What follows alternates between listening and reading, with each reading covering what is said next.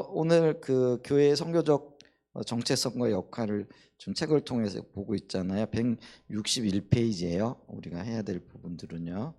근데 이제 이 부분이 지금 7장이죠. 6장인가요? 6장인데 6장을 이제 전체적으로 좀 이렇게 돌아보게 되어지면은 6장 들어가지고 얼마 나가지 못했네요. 삶과 행동과 말씀으로 하나님 나라를 전하는 교회라 이렇게 얘기를 했잖아요. 그래서 여기 삶이라는 것은 다른 말로 얘기하면 존재를 얘기를 하는 거죠. 말과 행동이 결국은 우리의 어떤 면에서 사람 됨에서 나오는 거잖아요. 존재에서 나오는 거예요. 그래서 우리가 어떤 면에서 삶이라는 거는 어떤 영역에서는 우리가 그 존재 혹은 가치라고 얘기할 수 있을 텐데, 이 가치는 삶에서 나오잖아요. 그리고 우리가 어떤 삶을 살았느냐에 따라서 그런 어떤 가치가 평가되어지기도 하죠. 그럼도 행동도 말도요, 어떤 사람인가에 따라 가지고 말이 달라지고 행동이 달라질 수 있잖아요.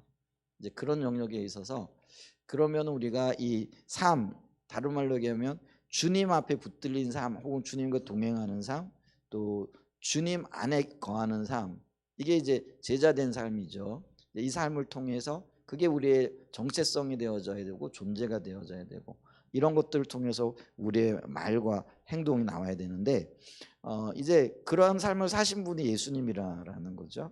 그래서 그 예수님께서 그런 삶을 사셨기 때문에 이 예수님의 뒤를 잇는 이제 그런 어떤 그래서 예수님이 선교적인 삶을 우리에게 위임하셨잖아요. 그러니까 그런 위임받은 삶을 살아가야 하는 교회도 하나님과의 관계 혹은 존재 가운데에서 하나님의 말씀으로 또 그 하나님의 그 말씀에 토대한 행동을 해야 된다. 근데 그런 삶을 살아간 그 뭐라 그럴까요? 예가 있느냐 했을 때 이제 그게 초대교회였다, 이렇게 지금 우리가 보고 있는 거잖아요. 자, 그러면서 지금 161페이지에서는 예수님이 삶으로 하나님 나라를 증거하셨다. 그래서 이제 우리의 선교가 삶을 토대로 해서 말하고 행동하는 것이어야 되는데, 그게 가장 적합한 모델로서 예수님을 제시하고 있고요.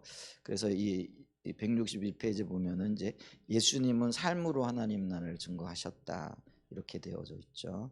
자, 그래서 예수님은 예수님의 삶 속에서 하나님 나라의 임재가 함께 하시고 하나님 나라가 구현되어졌다. 그래서 이 예수님은 하나님의 임재 가운데 거하는, 그게 그분의 존재 어떤 면에서는 이유였다라는 거죠. 그래서 하나님과 동행하는 삶, 하나님 안에 거하는 삶, 하나님 임재 가운데 있는 삶. 근데 그 임재가 삶 속에서 나타났다라는 거죠. 그러니까 하나님의 임재하심이 보여지고 드러났다. 이걸 가리켜서 하나님 나라가 하나님의 임재 가운데 예수님을 통해서 구현되어졌다라는 거죠. 그래서 우리가 예수님의 삶을 보면 예수님이 하나님을 보내심을 받고 또 하나님께서 예수님과 동행하시잖아요.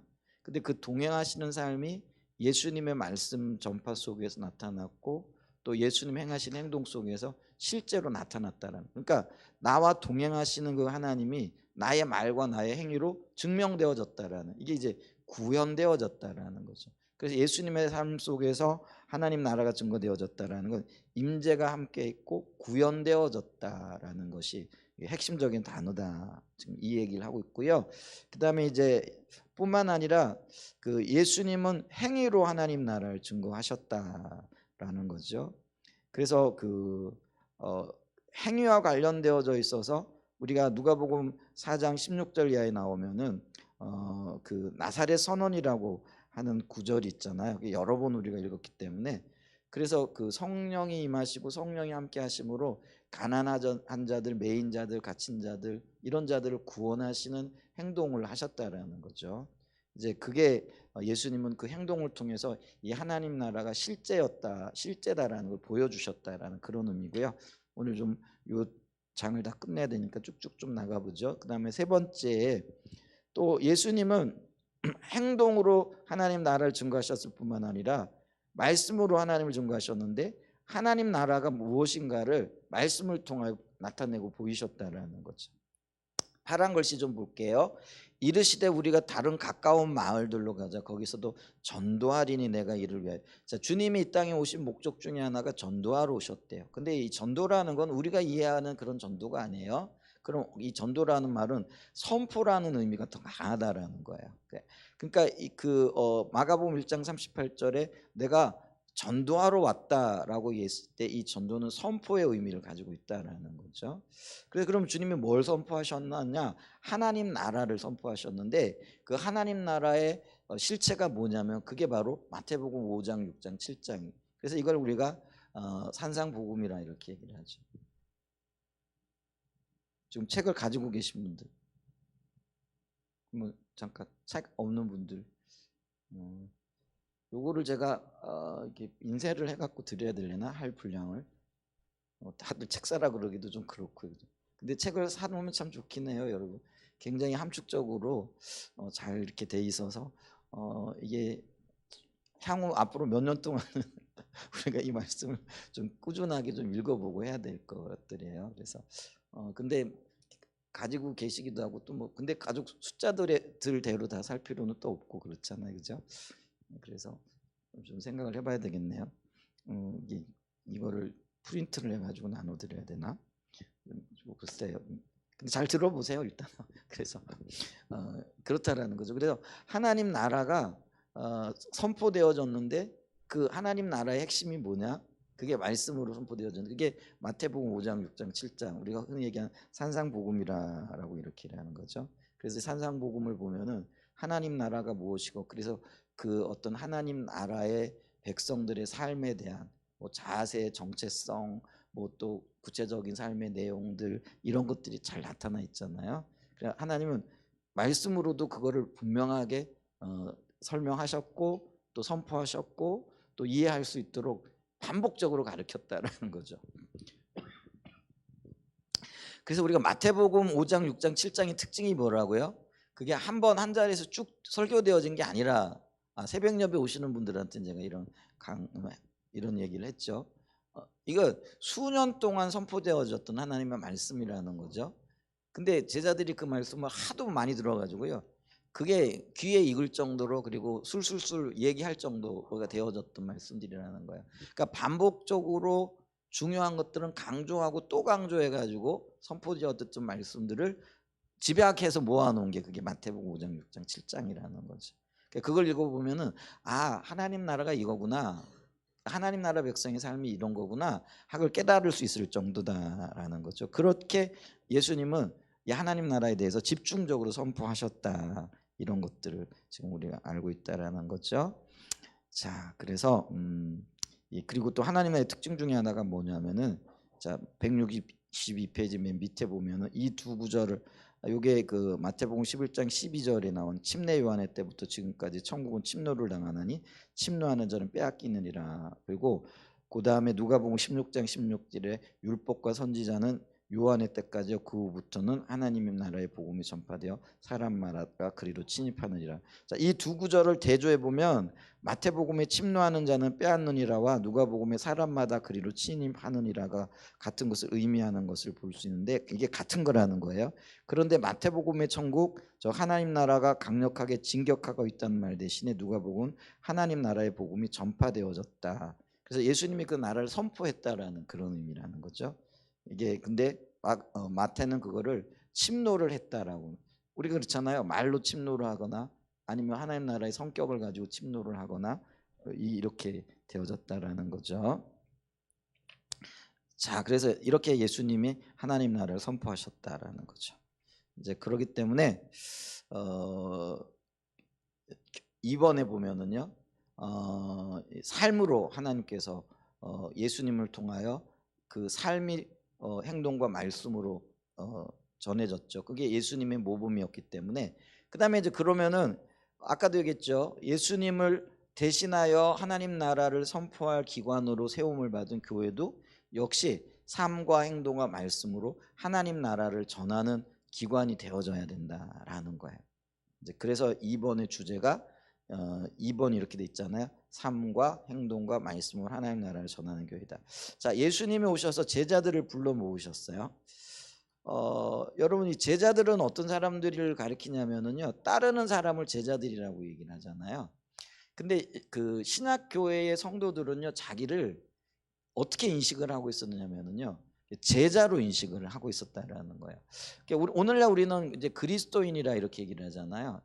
그리스도인 혹은 크리스찬이라 얘기할 때는 그거 말이 예수를 닮은 사람들, 닮은 무리들이라는 의미가 있고요.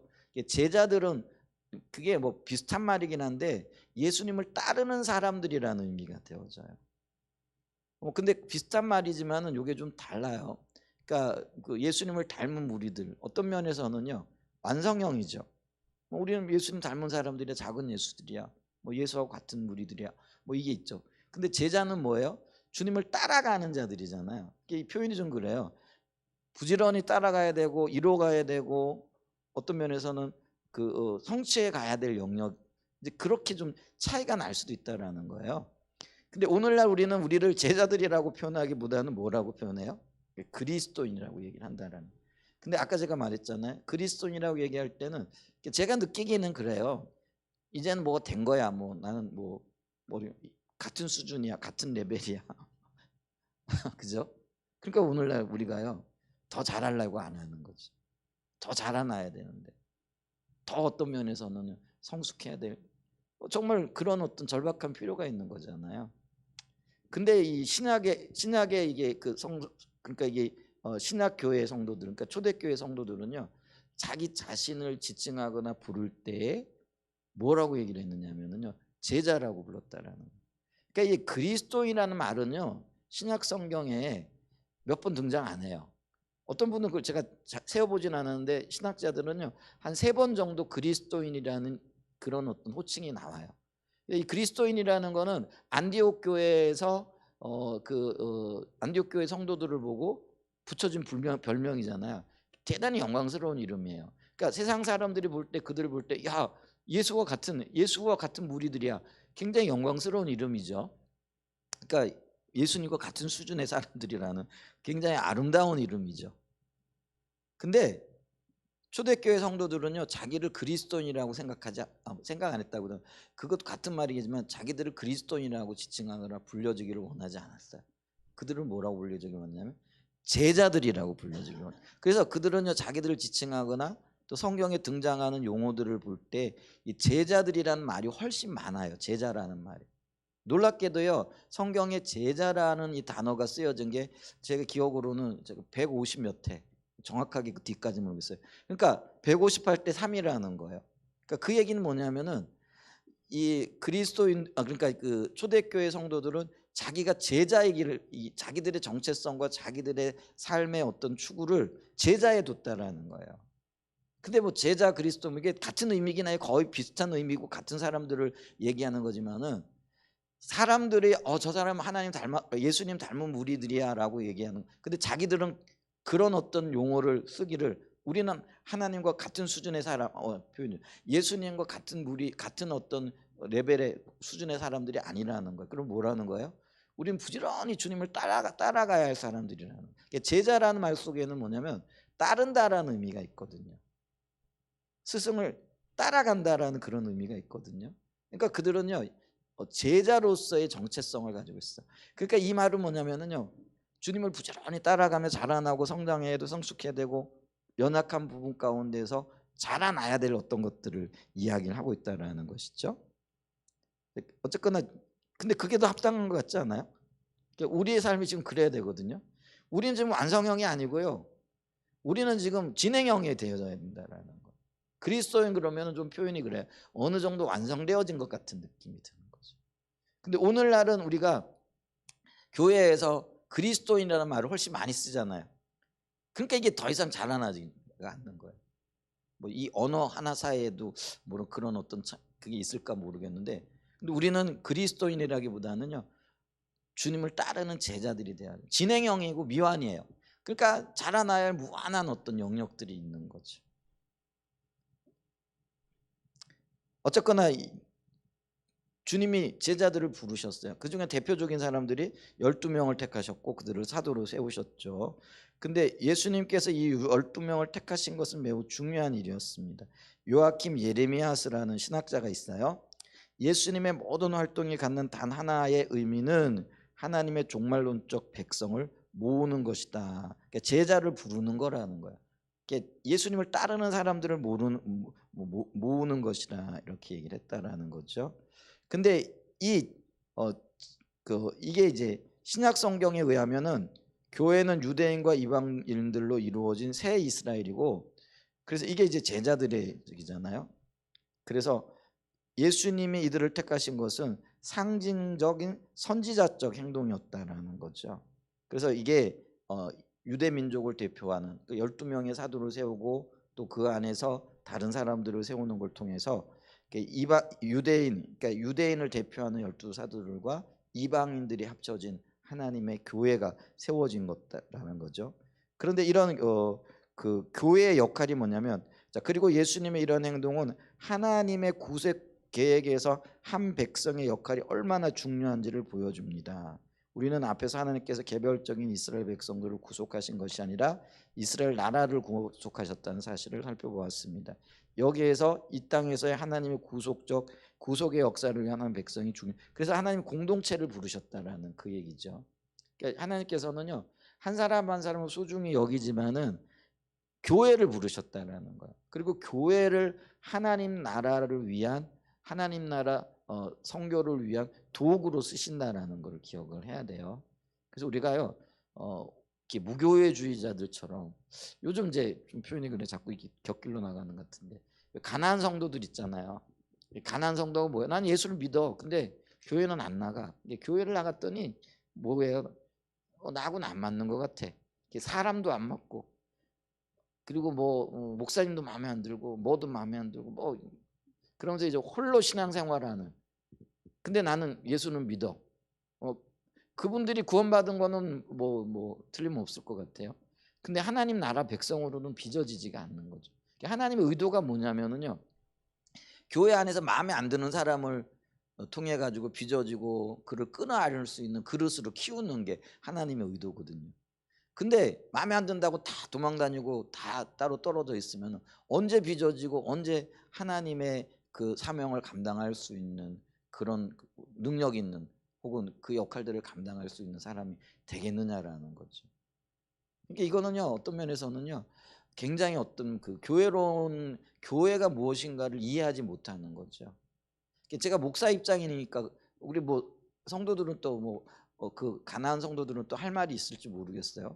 또 어떤 면에서 또 할 말들이 일리가 있는 영역들도 있을 수가 있잖아요. 근데 주님은 우리를요, 공동체로 부르셨어요.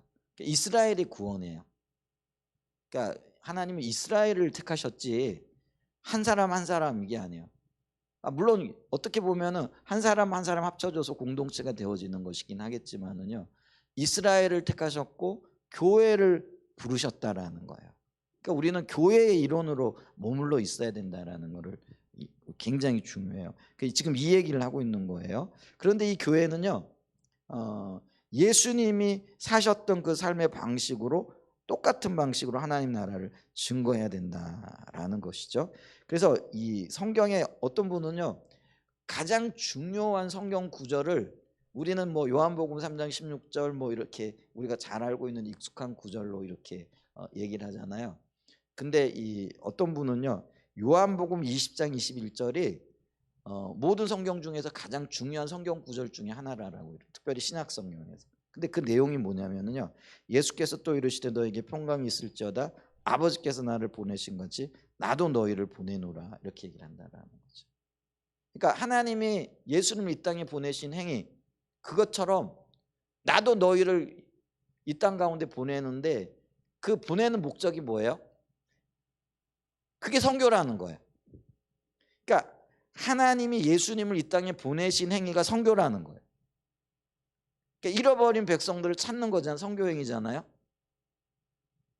그러니까 하나님의 활동 중에 가장 중요한 목적 중에 하나가 선교라는 거예요. 그러니까 예수님도 이 땅에 오신 목적을 본인 스스로가 뭐라고 말씀하시냐면, 인자가 이 땅에 온 것은 잃어버린 자를 찾아 구원하려 함이라라거든요. 그러니까 하나님이 예수님을 왜 보내셨는지를 예수님은 누구보다도 잘 인식하고 있었다라는 거예요. 그게 선교라는 거예요.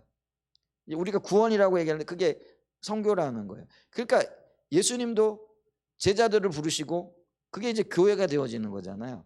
그러니까 그 교회들에게 맡기는 일이 뭐냐면은요, 내가 그렇게 선교를 위해 보냄 받은 것처럼 나도 선교를 위해 너희를 보낸다라는 거예요.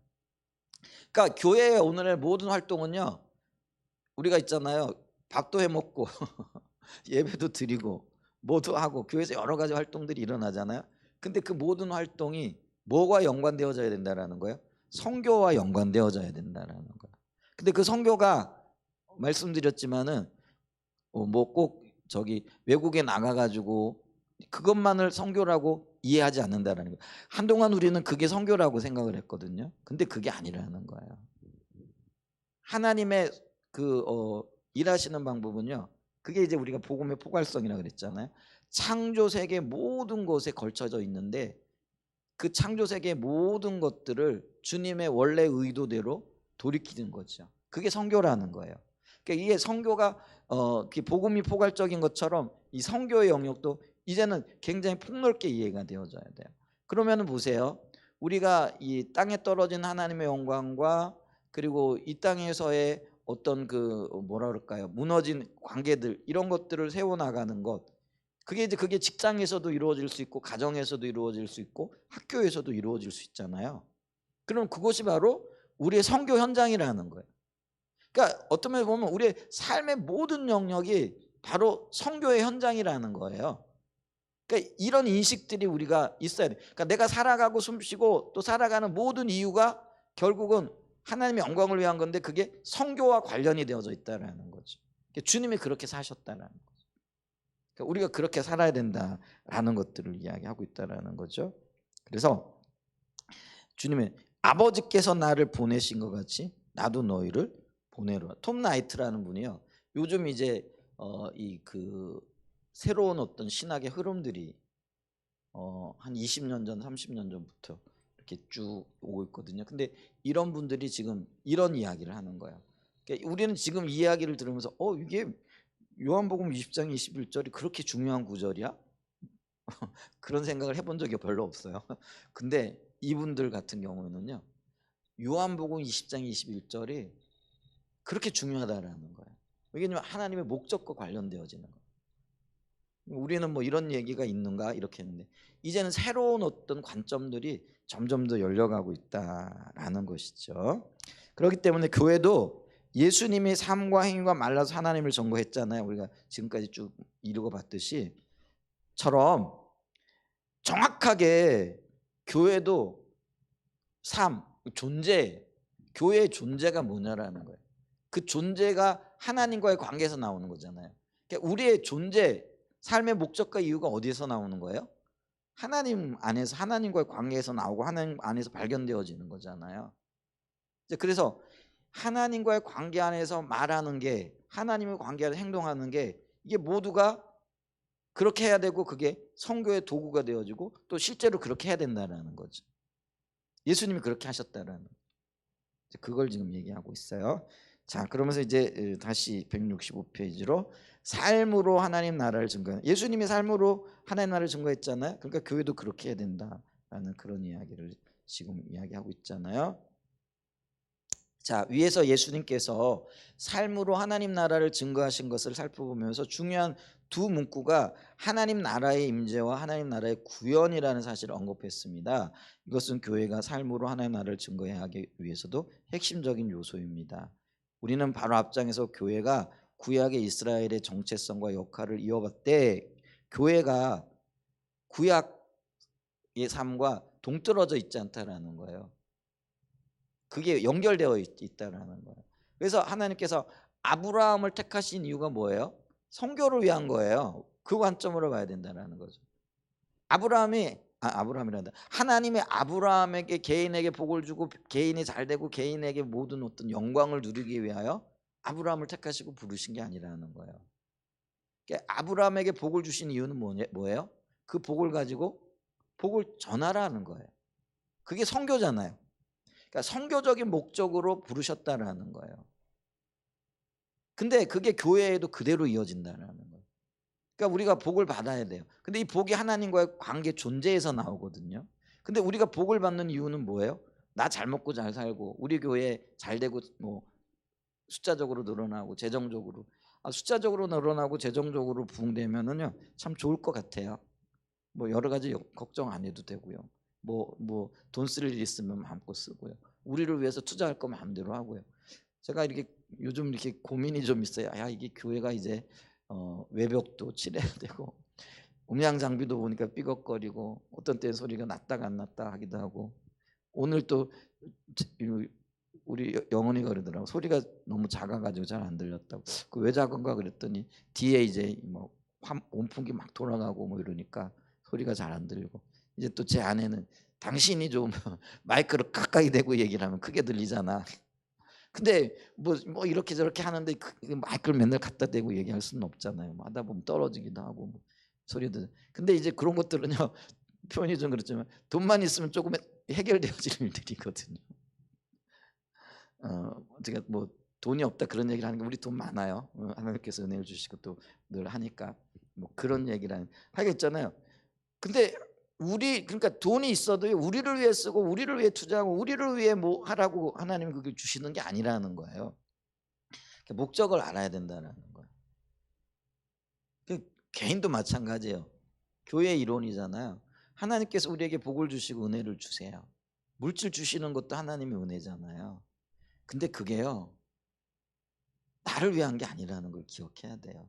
나를 위해 전혀 쓰지 말아라 이런 건 아니지만은 근데 우리 절제할 줄도 알아야 돼요.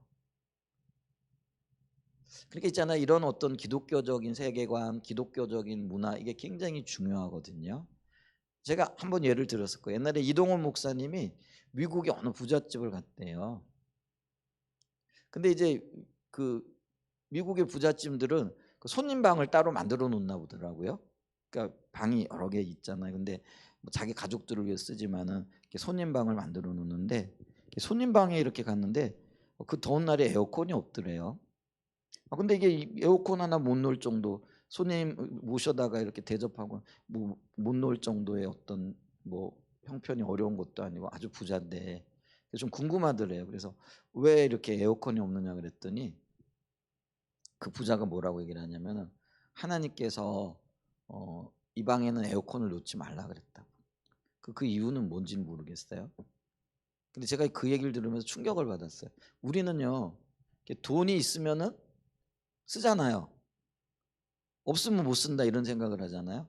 근데 하나님의 사람들은요 있어도 안 쓰고 없어도 쓰는 거예요. 이게 비밀이더라고요. 그러니까 하나님과의 관계 속에서 돈이 많아도요 하나님이 쓰지 말라. 그러니까 하나님과의 관계에서 이게 분명해야 되겠죠. 안 쓸 수 있는 거 이것도 대단한 용기예요. 그것도 대단한 믿음이거든요. 근데 여러분 그렇지 않으세요? 돈이 있는데 안 쓰는 것도 이게 주님의 인도를 따라 안 쓰는 게 이게 믿음이에요. 여러분 돈 있는데 그냥 내가 먼저 쓰고 싶고 저질러 놓고 싶잖아요. 아니 뭐 쓰도 뭐 축나는 것도 아니고 그잖아요. 근데 안 하는 거예요. 할 수 있는데도 주님이 안 하게 하시니까 안 하는 거예요. 근데 또 하나의 믿음은 뭐냐면은요. 없어도 주님이 말씀하시면 쓰는 거예요. 이게 극단의 얘기 같지만은 그 똑같은 믿음의 원리가 작용되어진다는 거예요. 왜 제가 이런 얘기를 하냐면요. 교회도 마찬가지고요. 우리 개인도 마찬가지예요. 돈 있다고 쓰는 거 아니고요. 없다고 안 쓰는 거 아니라는 거예요. 주님과의 관계 속에서 주님의 인도를 따라가게 되어지면은 그 필요들은 채우시게 돼 있어요. 왜냐하면 하나님의 영광을 그게 선교잖아요. 우리가 흔히 하나님의 영광을 위한다 이렇게 얘기를 하는데 그게 하나님의 목적인 선교거든요. 그러면 하나님이 우리를 부르신 목적이 선교라는 거예요. 그래서 하나님이 우리에게 복을 주시는 거예요. 그리고 우리의 초점이 거기에 맞춰지면은 하나님께서 세우실 거예요. 우리 한사랑 예전교회가요 한눈 안 팔고 요 목적을 저와 여러분들이 잘 이해하고 있고 그걸 따라가잖아요. 그러면 하나님 채우시는 거죠. 작년에 우리가 인턴 선교사 파송하면서 그 우리가 분담해야 될 게 60만 원이에요. 물론 이제 이걸 후원받아서 이렇게 하겠지만 60만 원이 채워질까 할 수 있을까 그 생각을 했거든요. 근데 초점 맞추고 왔더니 뭐 우리 결산했잖아요. 정말 놀랍게 하나님께서 인도하신 거죠. 그런 걸 보면 참 놀라워요. 그러니까 하나님의 목적에 초점이 맞춰지면은요, 그건 다른 건 하나님 책임지시더라고요. 근데 그게 우리가 드러나는 일만 그럴까요? 교회 일만 그럴까요? 우리 개인의 일도 그렇더라는 거죠. 우리가 그런 것들을 좀 볼 수 있는 은혜가 있었으면 참 좋겠습니다. 자, 그래서 있잖아요. 이 교회가 하나님 나라의 임재와 하나님 나라의 구현. 그러니까 임재는 하나님과 동행하는 거죠. 이 동행의 초점이 뭐냐면 하나님과 마음이 통한다라는 거. 그게 중요한 거예요. 하나님과의 마음이 통해요. 그러면 하나님이 원하시는 행동이 나타나는 거죠. 이게 이제 하나님의 임재의 구현이죠. 삶 속에 나타나는. 구현이라는 건 사라진다라는 그런 의미잖아요. 그게 삶이 그래서 실제가 되어지는 거다. 그래서 이제 그 교회가 구약의 이스라엘 백성들이 그렇게 살아야 했는데 실패하잖아요. 그래서 하나님께서 새 백성을 세우시는 거예요. 근데 그 새 백성이 뭐예요? 이스라엘. 그러니까 새 이스라엘이 교회라는 거죠. 근데 하나님께서 그런 일들을 살기를 원하신다라는 거죠. 그래서 교회는요, 하나님 나라의 징표, 표지판과 예고편이 되어진다라는 거죠. 그래서 이 네슬리 뉴비기는요, 이런 얘기를 했어요. 선교는 무엇보다도 존재에 대한 것이다. 선교가 존재라는 거예요. 우린 선교 그러면 나가가지고 복음 전하는 거, 행동을 떠올리잖아요. 근데 네슬리 뉴비기는 선교가 행동 이전에 존재라는 거예요. 하나님 앞에서 내가 어떤 존재인가, 내가 하나님 어떤 관계가 있는가. 그러니까 하나님과의 그 존재적인 관계가 되어지면 하나님의 원함이 보여지잖아요. 그게 이제 하나님 뜻에 하나 된, 이게 이제 임재예요, 임재. 그러면은 하나님의 원함이 보여지면은 다음 행동이 뭐겠어요? 우리는 하나님 기쁘시게 하고자 하는 거룩한 열망이 있잖아요. 그러니까 하나님이 원하시는 행동을 하는 거예요. 그게 선교라는 거예요. 그러니까 이 선교를요, 기가 막히게 지금 이분은 그걸 보고 있는 거죠. 무엇보다도 존재에 대한 것이다. 새로운 인류가 되는 것, 구별된 공동체가 되는 거라는 거죠. 존재가 먼저라는 거예요. 임재가 먼저라는 거예요. 그러면 행하는 것과 가는 것은 이것으로부터 흘러나온다. 그러나 하나님 나라의 징표가 된다는 것은 무엇보다 참된 인류의 모습인 하나님의 나라의 새로운 생명을 구현하는 백성이 되는 것의 문제다. 기가 막힌 정의를 하고 있네요. 그리스도의 사역과 성령에 의해 창조된 이 새로운 존재가 교회의 선교에서 최고 지위를 차지한다. 자신들의 참된 인간성으로 회복된 새로운 인류인 하나님의 백성의 총체적인 삶, 그것이 교회의 기초적인 증언이다. 말씀과 행위는 이 회복된 공동체에서 흘러나온다. 교회와 선교는 예수의 선교를 따르면서 말씀과 행위 둘 다이면서 이미 하나님 나라의 맛보기를 구현하는 공동체의 삶이어야 한다. 구현이라는 단어에 주목하라. 그것은 선교와 관련한 뉴비긴에 의해서 흔히 등장하는 단어이며 이 부분의 핵심을 포착한다. 즉 교회의 삶이라는 새로운 존재가 선교의 중심이라는 것이다. 하나님과의 관계가 무선이라는 거야. 그리고 그곳에서 임재, 동행, 한마음, 쉽게 얘기하면 하나님과 한마음, 이게 우리의 정체성이고 존재라는 거예요. 여기에서 하나님의 원하심이 나타나는 거예요. 그게 행동과 그게 말로 나타나는, 그게 선교라는 거예요. 이게 그렇게 되어진다는 거예요. 자, 그 다음에 교회는 삶으로 하나님 나라를 전할까? 또 뭐예요? 우리 예수님이 그러셨던 것처럼 행위로 하나님 나라를 전해야 된다라는 것이죠. 자, 그래서 이 행위로 하나님 나라를 전하는 것의 대표적인 성경 구절을 마가복음 3장 14절과 15절로 본다라는 거죠. 그래서 마가복음 3장 14절과 15절에 보면 이에 12를 세우셨으니 이는 자기와 함께 있게 하시고 또 보내사 전도도 하고 귀신을 내쫓는 권능도 가지게 하려 하심이라. 자, 우선 마가복음은 예수님께서 감당하신 하나님 나라의 사역, 그러니까 행위를, 말씀 선포를, 그 사역을 말씀 선포와 귀신을 쫓아내는 것으로 요약하고 있다라는 거죠. 그래서 이르시되 우리가 다른 가까운 마을들로 가자. 거기서도 전도하리니 내가 이를 위하여 왔노라 하시고 이에 온 갈릴리에 다니시며 그들의 여러 회당에서 전도도 하시고 또 귀신들을 내쫓으시더라. 자, 우선 위에서 나눈 것처럼 여기서 전도는 선포를 의미합니다. 그리고 여기서 말하는 귀신을 쫓아내는 것은 단순히 귀신을 쫓아내신 것만 의미하지 않습니다. 마가복음 전체, 더 나아가 복음서 전체를 보면 예수께서 성령의 능력으로 다양한 일들을 행하셨습니다. 그런데 마가복음은 그 전체를 귀신을 쫓아내는 것으로 요약하고 있다라는 것이죠. 이렇게 볼 때 이 구절은 마태복음 12장 28절과 맥락을 같이 하는데, 그러나 내가 하나님의 성령을 힘입어 귀신을 쫓아내는 것이면 하나님의 나라가 이미 너에게 임하였느니라. 또한 저는 성경 전체를 볼 때 그것은 마귀의 일을 멸하러 오신 하나님의 아들의 전반적인 회복의 사역을 그렇게 표현하고 있다고 생각합니다. 참고로 이 구절에 보면 하나님께서 의미하신 선포는 단순히 말로 전하는 선포만이 아니었던 것을 볼 수 있습니다. 38절에서 예수님은 선포하기 위해 오셨다고 했는데 39절에 보면 예수님의 그 말은 말씀과 행위로 하는 선포 모두를 의미하는 것을 볼 수 있기 때문입니다. 즉 마가복음은 예수님 말씀 선포와 행위의 사역이 둘이 아니라 동전의 양면처럼 하나라는 사실을 명백하게 하고 있다라는 거죠.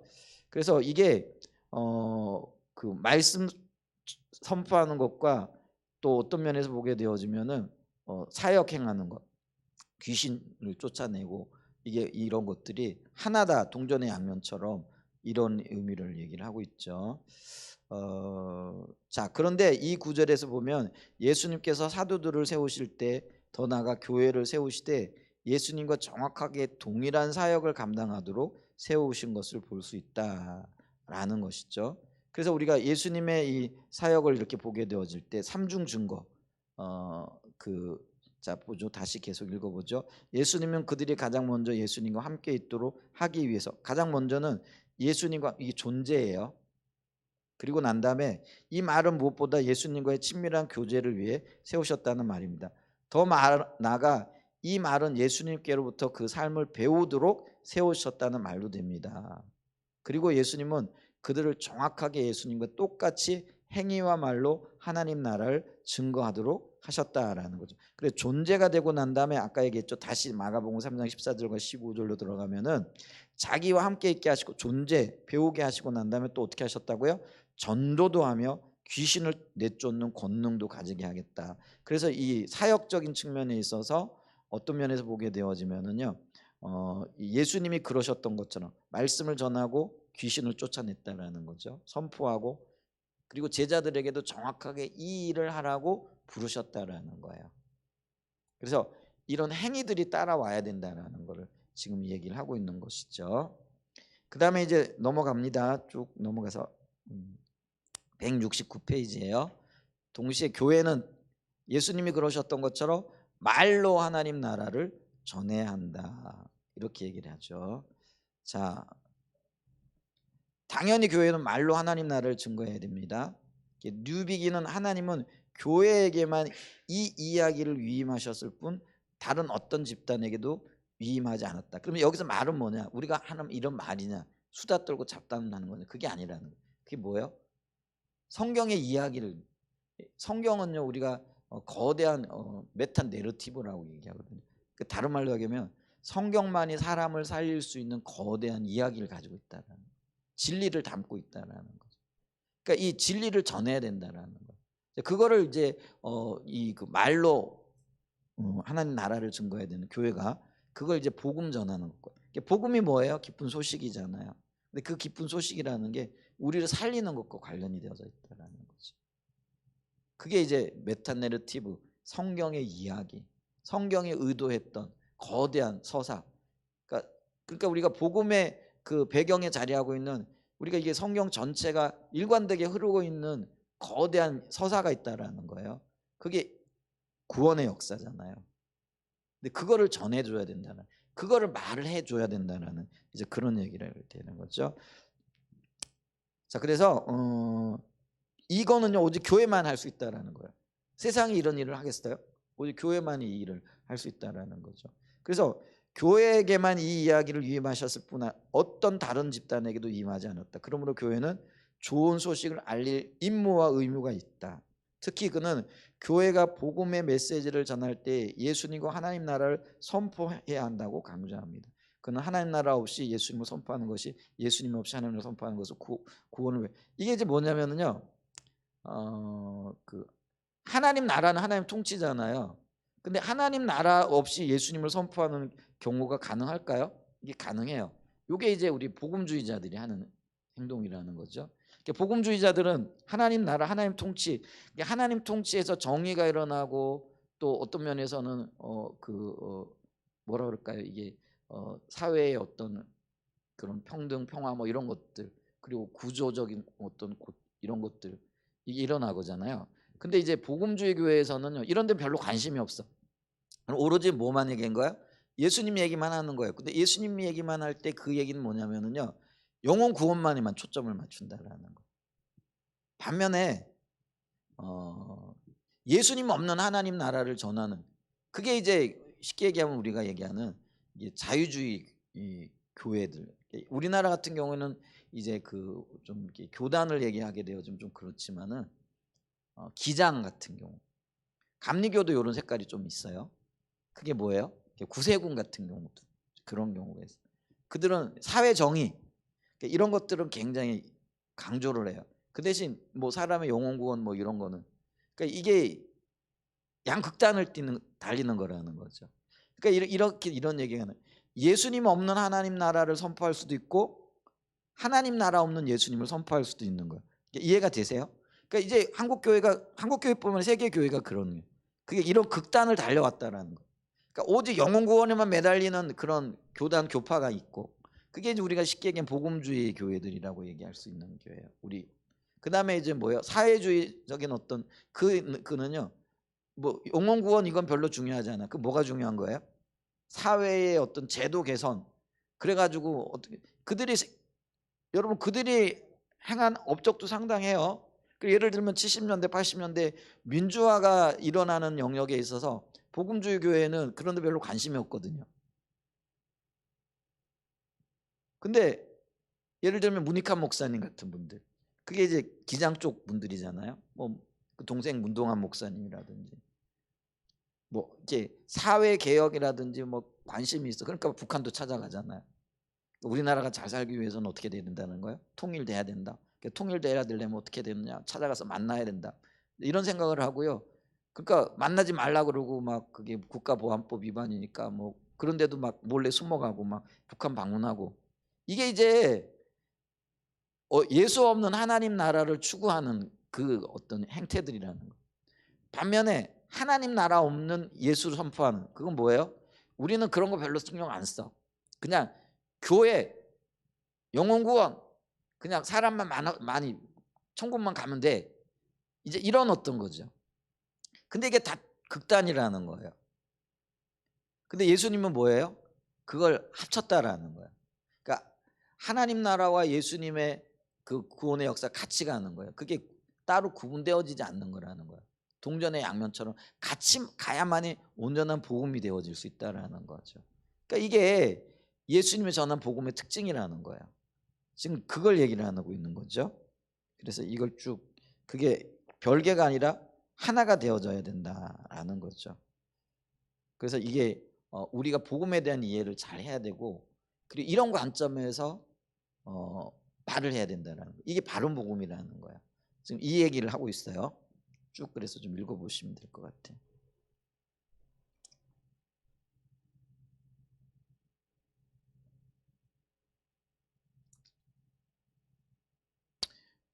그래서 이런 것들이 균형을 이루어야 된다는 거죠.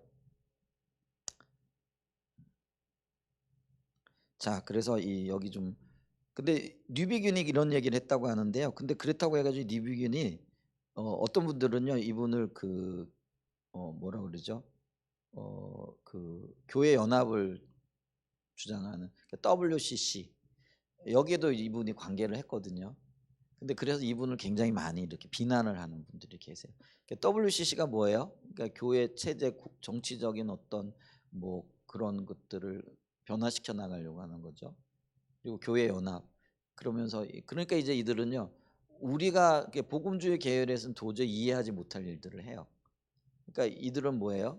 종교 통합 운동 뭐 하고 그래가지고 불교하고도 막 교류하고 막 천주교하고도 교류하고 막 이러잖아요. 근데 이게 복음주의자 입장 이게 이해가 안 되는 거잖아요.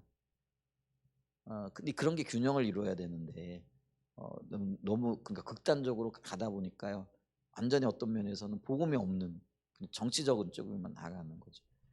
그래서 이제 그 초창기에 WCC의 어떤 운동에 관여를 했어요. 이제 그랬더니 많은 사람들이 이분을 비난을 해요. 근데 그분은 전혀 그런 분이 아니에요.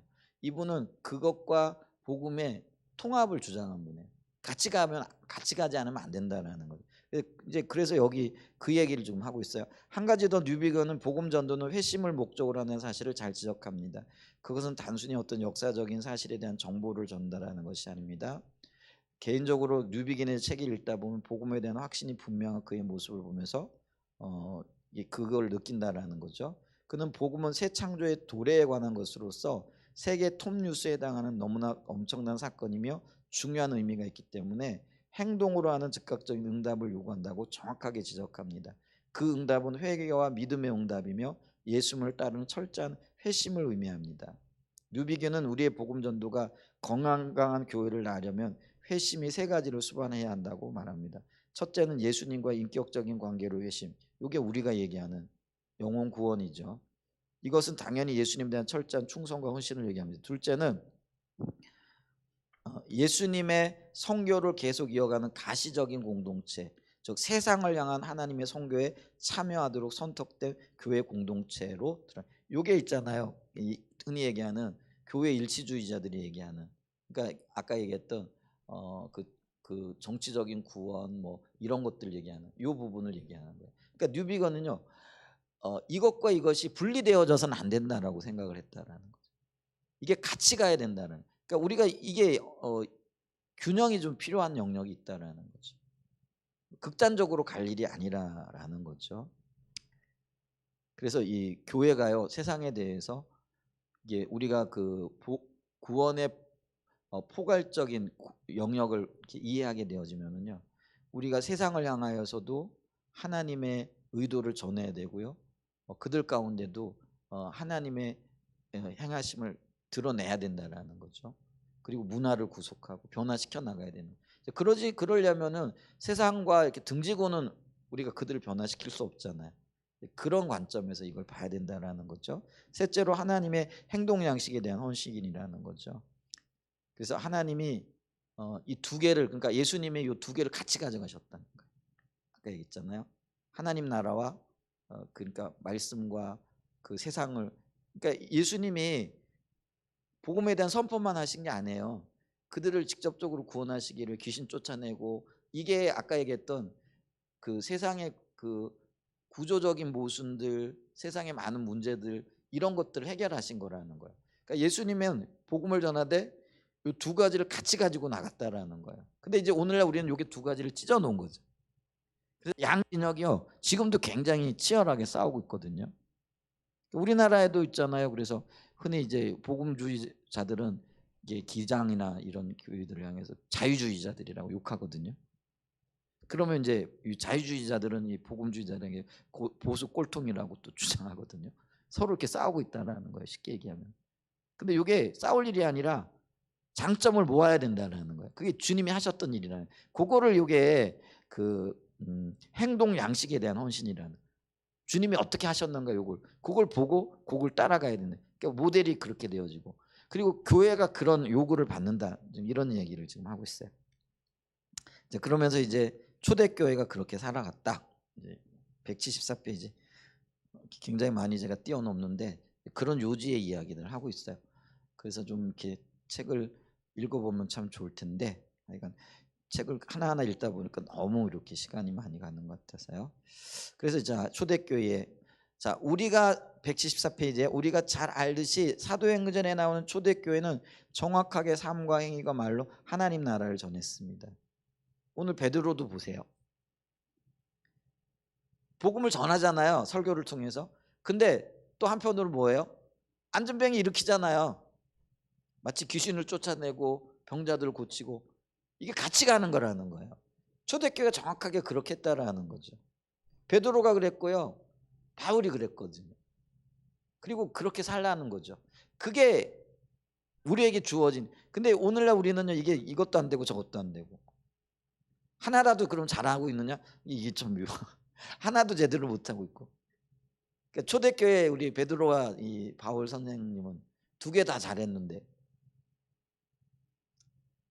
또 어떤 저기는 하나는 잘하고 하나는 못 하는데 저는 저를 보면서 또 이게 너무 자책하는, 둘 다 못 하고 있는 것 같아서 좀 은혜가 많이 필요한 영역이 있는 것 같아요. 하나를 잘하면 또 하나도 잘하게 되겠죠. 그래서 우리가 이제 그런 어떤 일들을 이렇게 나가는 거죠. 초대교회가 그렇게 살았다. 그랬더니 175페이지. 초대교회가 그렇게 살았으니까 이게 있잖아요. 매력적인 공동체가 된 거예요. 그러니까 보세요. 이렇게 사니까 초대교회에 베드로가 한번 설교했더니 아마 3천 명이 돌아오고요. 또 한번 설교하니까 5천 명이 돌아오고요. 여러분, 이렇게 사람들이 쉽게 돌아올 수 있을까요? 그게 뭔가 매력이 있거든요. 아, 여기 길이 있네. 생명이 있네. 한사랑의 예전교회가요, 매력 있고 생명 있는 그런 교회가 되었으면 좋겠어요. 아멘. 그런 일들을 해나가야 되죠.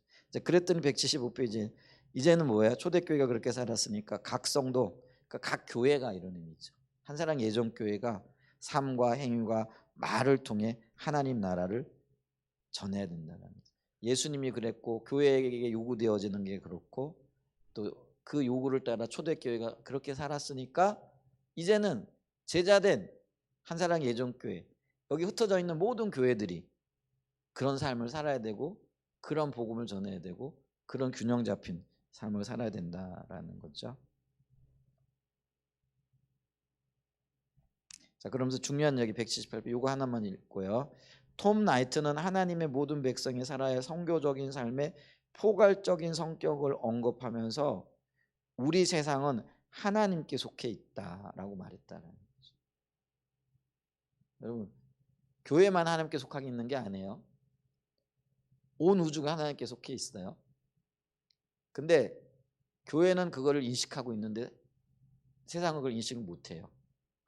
그러면 그 인식 못하고 있는 세상을 향하여 교회가 깨우고 나가야 된다는 거예요. 너희도 하나님께 속했다. 근데 어떻게 할 것이냐?